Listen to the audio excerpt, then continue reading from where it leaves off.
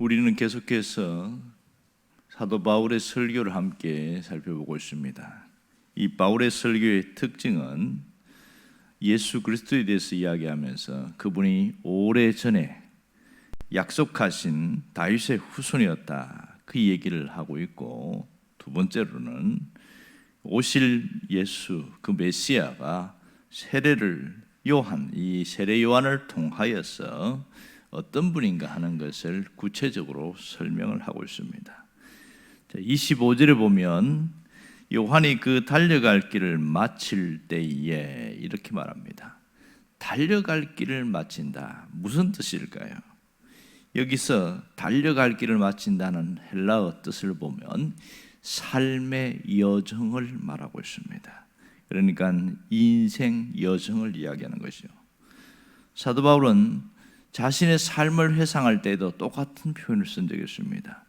나의 달려갈 길을 마치고, 이런 표현을 쓴 적이 있습니다. 결국은 바울은 이 세례 요한의 인생이 회개와 세례를 전파하고 그리스도의 오시는 길을 예비하는 그런 자의 삶을 살았다. 그 다음 마쳤다, 마친다는 이 단어는 헬라어 뜻으로 보면 가득 채운다, 이런 뜻입니다. 그러니까 자기 삶을 가득 채우고 완성했다는 것을 의미하고 있습니다. 여기서 분명히 알 수 있는 사실이 하나 있지요.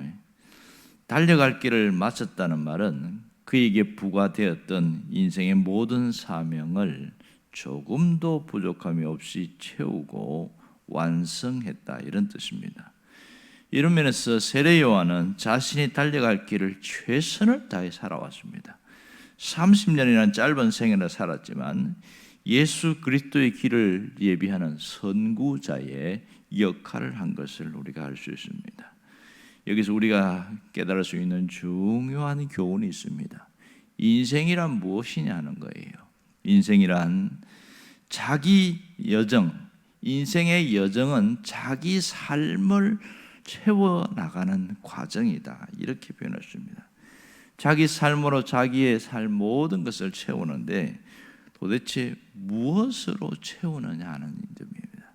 어떻게 채우느냐, 이 점이 대단히 중요한 것이죠.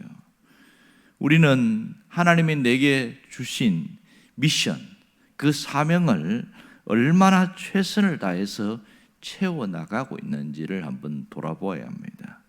과연 여기 나오는 세례 요한이나 사도 바울처럼 달려갈 길을 다 마쳤다, 이런 평가를 받을 만한 그런 삶을 살고 있는지, 이걸 한번 점검해 보아야 됩니다. 이 땅에 살고 있는 사람들은 저마다 자기의 인생을 살아갑니다. 어떤 분은 인생을 세 가지로 표현했습니다. 태생과 일생과 영생이 있다, 이렇게 말합니다. 어머니 뱃속에서 270일 동안 있을 때를 태생이다, 이렇게 말합니다. 이때는 새로운 세상이 있을 것이라고 상상도 못했지요. 그리고 태어나서 70년, 80년 혹은 그 이상을 사는 것을 일생이다, 이렇게 말합니다. 이렇게 살면서 영생이 있다는 것을 생각하지 못하고 사는 사람이 굉장히 많지요. 하지만 죽음 이후에 계속되는 영생이 있습니다. 오늘 우리가 영생을 알고 영원한 생명을 위하여 살아간다는 것은 대단한 축복이라는 것을 깨닫게 되지요. 그러면 지금 여기에서 내가 어떤 인생을 살고 있는가, 이걸 한번 보아야 합니다. 자기 인생의 여정을 자기 삶으로 제대로 채워나가고 있는가, 이걸 돌아볼 필요가 있는 것이죠. 저마다 사람은 예외 없이 자기 인생을 살아가고 있습니다. 그러므로 그 인생의 결과도 고스란히 자신의 몫입니다. 내가 누구 때문에 인생이 이렇게 되었느니 저렇게 되었느니 그렇게 말할 수가 없거든요. 실상 영향은 주었을지 몰라도 결국 선택과 결정은 자기가 했기 때문에 자기의 인생을 살아가는 겁니다. 우리 모든 사람들은 그런 인생을 살아온 결과가 지금 남아있을 뿐입니다.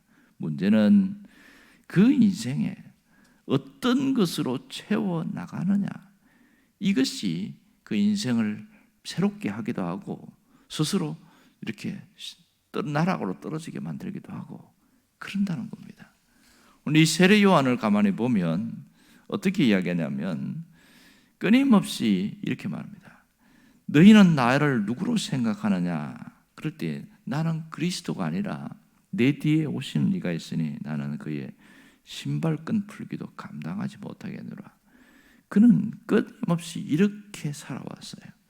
왜 이런 얘기를 하냐면 많은 사람들이 세례 요한이 등장하니까 저 사람이 그리스도가 아닌가 그런 생각을 많이 했습니다. 복음서의 여러 곳곳에서 나타나는 것이 아무리 봐도 그리스도 같다. 왕궁에 있는 화려한 옷을 입는 사람이나 또 왕관을 쓴 뭐 그런 사람, 또 제사장들처럼 그런 옷을 입고 다니는 그런 사람이 아니라 어떤 옷도 보면 굉장히 초라하잖아요. 보면 그리고 뭐 메뚜기 먹고 석청 먹고 뭐 이렇게 하면서 그런데 전하는 메시지는 일반 서기관들이나 그런 제사장들과 너무나 다른 거예요. 설교 한 번 하는데 마음에 울림이 있고 강력한 힘이 있는 거예요.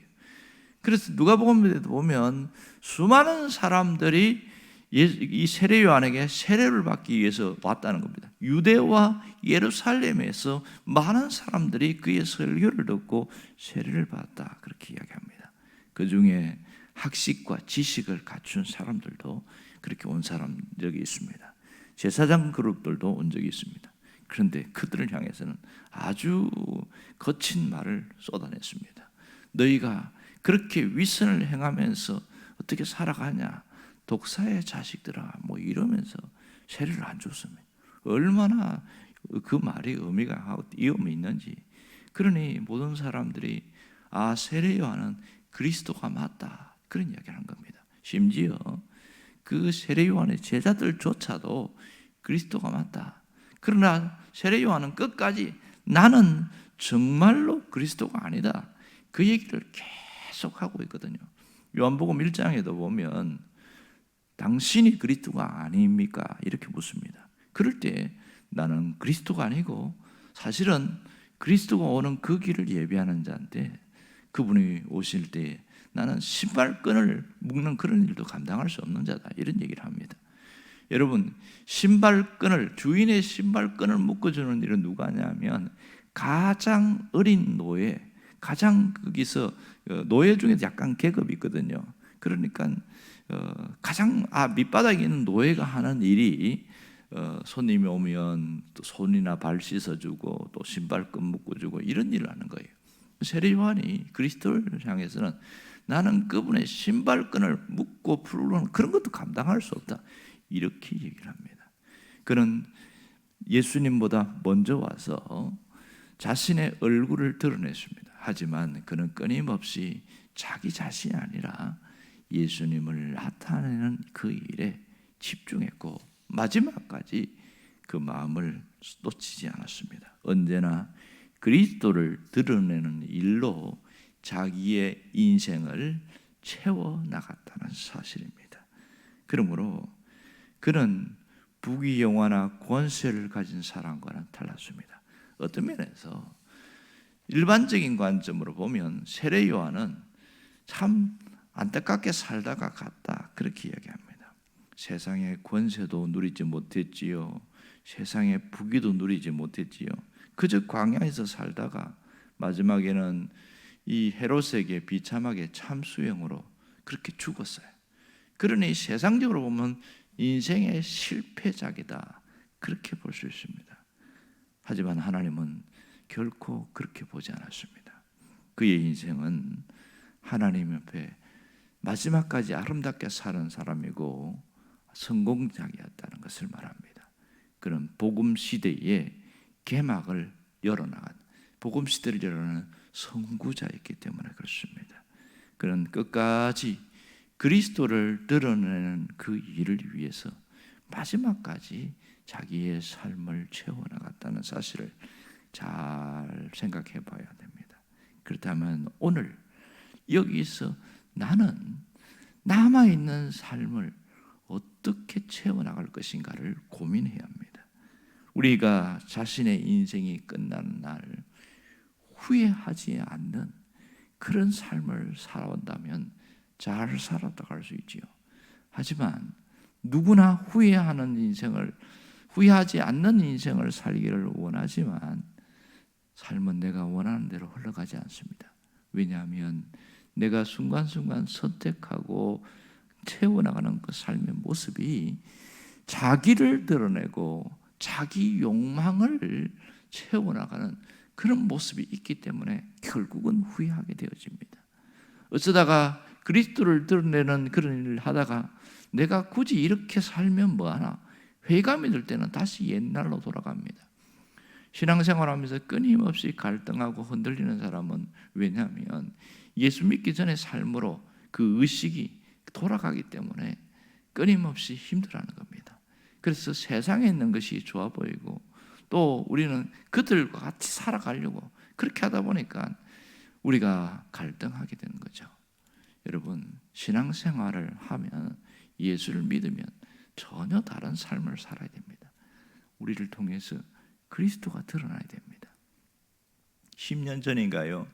2010년에 그 밴쿠버 올림픽, 동계올림픽에서 여러분도 봤죠? 피겨 스케이팅 할 때 김연아 선수하고 일본의 아사다 마오하고 이렇게 대결을 벌치는데 이 아사다 마오는 김연아 때문에 번번이 그 메달을 이렇게 걸지 못했습니다. 그가 마지막에 금메달을 내어주고 은메달을 이렇게 목에 걸었을 때에 일본으로 돌아가면서 잠깐 인터뷰를 하는데 뭐라고 이야기하는지 아세요? 길다고 생각했는데 순식간에 끝나버렸다. 그렇게 말합니다. 그 4분이 안 되는 그 짧은 시간을 위해서 4년을 준비했어요. 정말 죽을 만큼 힘들었다는 거죠. 그래서 그 시간이 너무 길다고 생각했는데 딱 올림픽을 할 때에 그때의 시간이 굉장히 짧았다는 걸 이야기합니다. 어쩌면 이 말은 우리 모두에게 똑같은 울림을 주고 있습니다. 우리 인생이 길다고 생각했는데 순식간에 지나가 버리는 겁니다. 이것은 누구나 하는 얘기입니다. 순식간에 지나가는 그 삶 속에 내가 무엇을 내 삶으로 채워나갔느냐, 이것이 굉장히 중요한 것이죠. 모두 다 짧게 순식간에 지나가는 삶을 살아가고 있습니다. 하지만 우리가 끊임없이 자신을 돌아보면서 결코 후회하지 않는 삶을 살겠다고 다짐하고 또 다짐하고 또 결심하고 그렇게 해야 제대로 살아갈 수 있다는 사실이죠. 여러분, 자기를 위하여 살아가고 자기를 드러내고 자기 욕망을 위해서 살아간다면 그의 인생은 자기 생을 스스로 갉아먹는 그런 삶을 사는 미련한 자의 삶이 될 겁니다. 우리가 정말 마지막까지 세례 요한처럼 사도 바울처럼 나의 달려갈 길을 다 가고 마쳤다, 그렇게 얘기할 수 있으면 좋겠어요. 예수 그리스도의 사랑을 나타내고 예수 그리스도의 생명을 드러내고 예수 그리스도의 복음이 나를 통해서 드러나는 그런 삶이 되기를 원합니다. 세례 요한이 예수님의 얼굴을 드러내기 위해서 끊임없이 노력한 것처럼 우리는 우리의 삶을 통해서 하나님을 드러내는 그런 자로 살아가는 거예요. 그런 삶을 살 때 남아있는 그 생은 가장 가치 있을 것이고 예수 그리스도를 드러내는 그 인생 여정은 가장 아름답게 될 겁니다. 결국 우리의 호흡이 멎는 그 순간에 주님 앞에서는 잘 살았다고, 하나님 앞에 마지막까지 최선을 다해 살았다고 고백하는 그런 날이 올 겁니다. 여러분이 그러한 삶으로 채워갈 수 있기를 주 이름으로 축원합니다. 기도하겠습니다.